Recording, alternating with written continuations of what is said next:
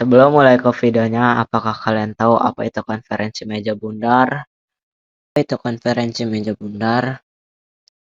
Konferensi meja bundar adalah suatu pertemuan antara pihak Indonesia dan Belanda untuk menyelesaikan sengketa. Van de gestelde doeleinden, dan bangsa Indonesia dan bangsa Belanda kedua-duanya akan memperoleh bahagianya. Anak cucu kita, angkatan kemudian akan berterima kasih pada kita. Moga-moga Tuhan Yang Maha Kuasa memberkati pekerjaan kita pada konferensi meja bundar ini. Sekianlah dan terima kasih.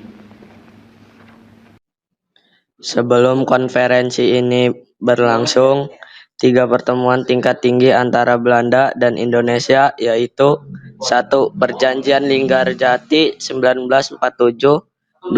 Perjanjian Renvillers 1948, 3. Perjanjian Roem-Royen 1949.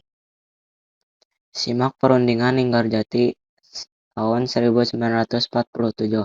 Sebagai perundingan Linggarjati adalah perundingan antara Indonesia dan Belanda untuk membahas soal status kemerdekaan Indonesia.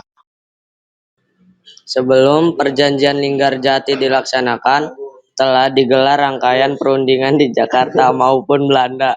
Namun kedua belah pihak belum menemukan titik temu mengenai status Indonesia sebagai negara yang merdeka. Hingga akhirnya tanggal 11 sampai 13 November tahun 1946 digelar pertemuan di Linggarjati, Jawa Barat. Hasil perundingan ini ditekan pada 15 November 1946, lalu diratifikasi secara resmi pada 25 Maret 1957 di instansi Merdeka Jakarta. Bangsa Indonesia menyatakan kemerdekaan pada tanggal 17 Agustus 1945 setelah sekian lama dijajah bangsa-bangsa Eropa, terutama Belanda dan kemudian Jepang. Meskipun sudah memproklamirkan kemerdekaan, namun Indonesia masih diincar oleh Belanda yang ingin berkuasa kembali. Perjanjian Renvillers 1948. Sebelumnya Belanda melancarkan Agres Militer II sebagai bentuk pelanggaran perjanjian Linggarjati. Pada 18 Desember 1948, Belanda melakukan agresi militer II terhadap Indonesia dan melanggar perjanjian Renville yang telah disepakati bersama. Perjanjian Roem-Royen 1949. Perjanjian Roem-Royen merupakan perjanjian yang dilakukan oleh pihak Indonesia dengan Belanda yang terjadi pada tanggal 7 Mei 1949 yang bertempat di Hotel Des Indes, Jakarta.